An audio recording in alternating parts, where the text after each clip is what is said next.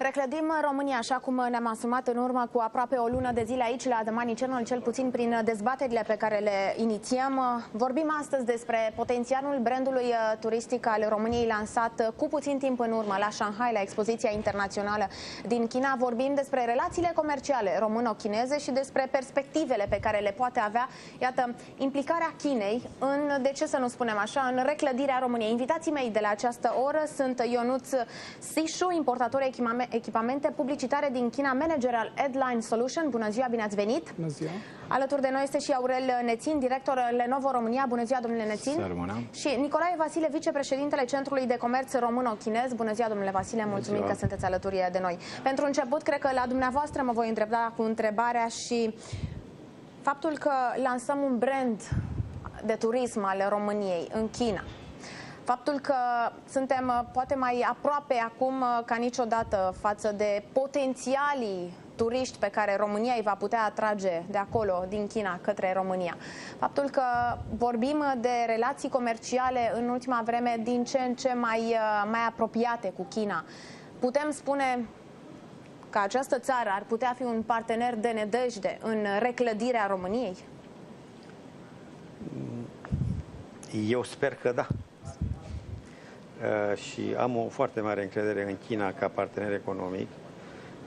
Când zic că sper, mă refer mai mult la partea română decât la partea chineză. Partea chineză e pozitivă în acest sens. China e o forță deosebită care în ultima perioadă a trecut pe locul întâi la nivel mondial în multe domenii și cred că ar trebui să o tratăm cu foarte multă atenție și cu foarte mult interes din partea României. Avem ce învăța de la chinezi și avem în ce să fim ajutați de chinezi. Ce a învățat Ionuț Sișu de la chinezi? Prin perspectiva afacerii pe care a dezvoltat-o, ideii pe care a pus-o în aplicare în a, iată, importa producție publicitară, tehnică publicitară în România prin propria sa firmă. De ce China? China este categoric cel mai mare furnizor din lume pentru echipamente și echipamentele provenite din China au avantaje foarte mari față de echipamentele provenite din vest, datorită costurilor scăzute pe care le au și costurilor scăzute de utilizare a acestor echipamente. Nu a speriat însă totuși distanța destul de mare, în ciuda costurilor reduse? Sunt ele amortizate, aceste costuri de transport pe care trebuie să le plătiți odată ce importați astfel de echipamente publicitare? Da, costurile sunt mult mai mici. Distanța nu este o problemă. Echipamentele provenite din China au foarte multe avantaje. Sunt undeva de 10 ori mai ieftine de echipamentele provenite din vest. Asta ce vă oferă dumneavoastră o marjă destul de măricică pentru a obține profit. Absolut, și ne permite să facem un volum foarte mare de vânzări. Domnule Nețin, când vorbim de Lenovo, vorbim practic de un brand chinezesc, un brand care este în primii 3, înțeleg eu, la nivel internațional în ceea ce înseamnă producția de laptopuri. Da, e un brand chinezesc, într-adevăr, pregătit din timp, să știți, pentru că inițial numele companiei, de unde un fel de poveste ca HP-ului, o companie clădită într-un garaj, a fost Legrand. Pregătindu-se, de fapt, înainte de 2000 să iasă pe piețele internaționale, au trebuit un brand mai frumos și au spus Lenovo, iar, de fapt, pasul cel mai mare l-au făcut odată cu această globalizare de care suntem toți mai bine sau mai rău afectați, în momentul în care au cumpărat divizia de PC-uri IBM-ului în 2004, în anul 2004, IBM-ul care de fapt este părintele calculatorului personal. Da, e foarte bine să lucrez pentru ei, pentru că au perseverență și își fixează targeturi înalte. Discutam înainte de începerea emisiunii, știu să muncească și acceptă o diversitate culturală. Ceea ce e foarte interesant probabil de menționat este că în cadrul companiei avem un manager pentru diversitate culturală, astfel încât fiecare om este respectat indiferent de cultura lui. V-a atras atenția ceva vis-a-vis de cultura întreprinderii acolo în China, cultura antreprenorială? Ce ar trebui să învățăm? Ce ați putut învăța de la aceștia? În primul rând, poate să muncim mai mult și să cerem după ce rezultatele muncii noastre se văd. Nu este o cultură antreprenorială diferită, pentru că prin achiziția practică a IBM-ului s-a creat o nouă companie care a păstrat de fapt bazele IBM-ului. Este o companie la nivel global care are în continuare 7 centre de cercetare localizate de-a lungul globului, are 21.000 de angajați de-a lungul întregului glob pământesc. Ceea ce în schimb au schimbat ca și, să zicem, ideea antreprenorială, toată lumea vorbea la un moment dat despre celebrul outsourcing, ceea ce însemna că, de fapt, în țările dezvoltate este know-how-ul și, de fapt, în țările mai puțin dezvoltate este mâna de lucru ieftină. Lenovo a implementat un nou concept care se numește world sourcing, adică idei, oameni buni, putem găsi peste tot, nu mai trebuie să mergem să le luăm de acolo unde există. Bun, domnule Sișu, ce ați învățat de la chinezi? Și v-ați însușit venind aici, în România, și practicând businessul pe care îl reprezentați, Edline Solutions?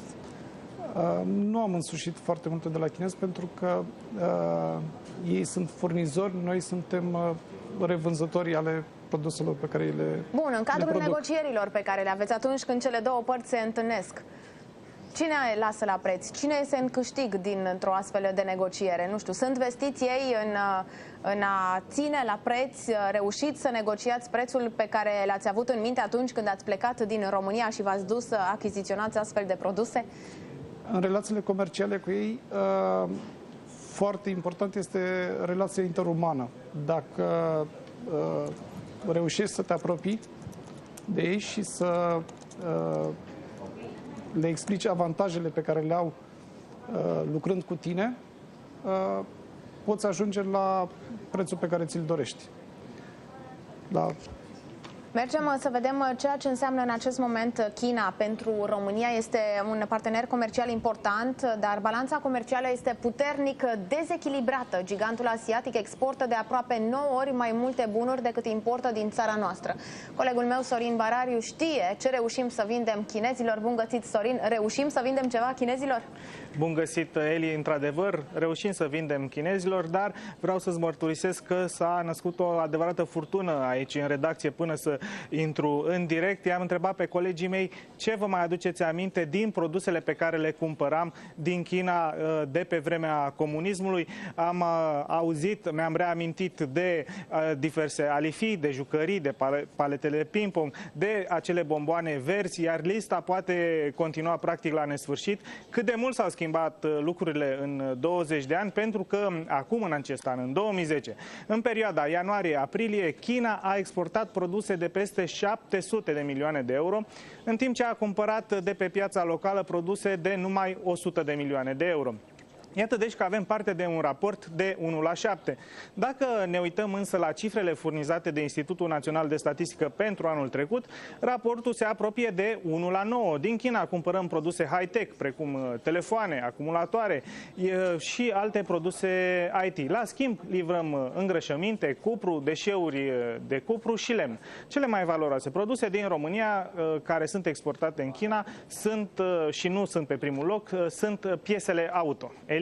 Haideți să găsim câteva explicații vis-a-vis de această reticență în a permite chinezilor să facă investiții în România, sau nu neapărat reticență, greutatea cu care se desfășoară astfel de parteneriate. Sunt avantaje și dezavantaje pe care le-ați identifica în relațiile comerciale cu partenerii chinezi? Domnule Nețin, putem vorbi de astfel de avantaje și dezavantaje? Nu cred că sunt în poziția să discut datorită faptului că lucrez și dedic activitatea unei companii care este chineză. Probabil din activitatea mea din trecut în domeniul calculatoarelor sunt avantaje, sunt și unele dezavantaje. În primul rând, avantajul este că, în general, produsele din China sunt ieftine, datorită în principal mâinii de lucru foarte ieftină. Un dezavantaj major care l-a însimțit, din păcate, și în primii ani de activitate la compania Lenovo, în care lucrez acum, este imaginea pe care o are China în România. Sigur, nu discutăm despre investiții. Deși folosim foarte multe produse chinezești, avem o reticență despre produsul care e făcut în China, pentru că este de slabă calitate.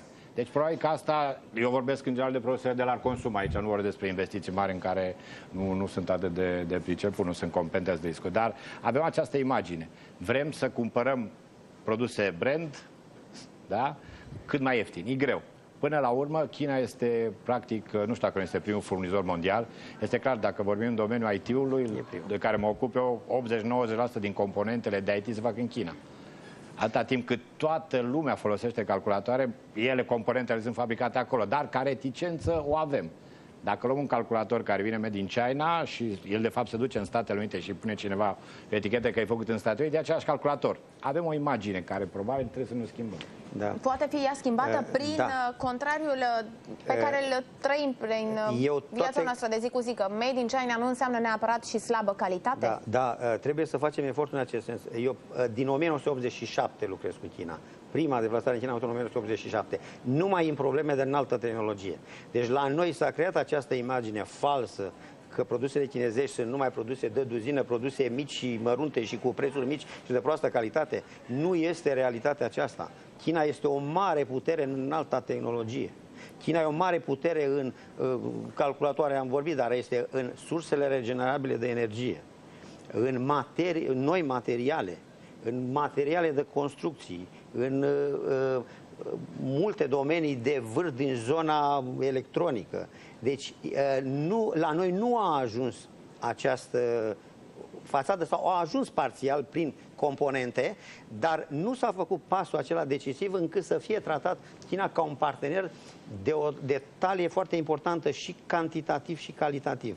Este probabil o deficiență și a noastră și probabil nici ei n-au făcut eforturile necesare, dar cred că nu-i treaba lor să facă eforturile necesare, pentru că ei în țările dezvoltate au o imagine foarte bună și să știți că de cele mai multe ori la noi, pentru a evita această deficiență de imagine, s-au ocolit și s-au luat produse chineze prin intermediarul unor țări dezvoltate, dar ăia le-au dublat și prețurile.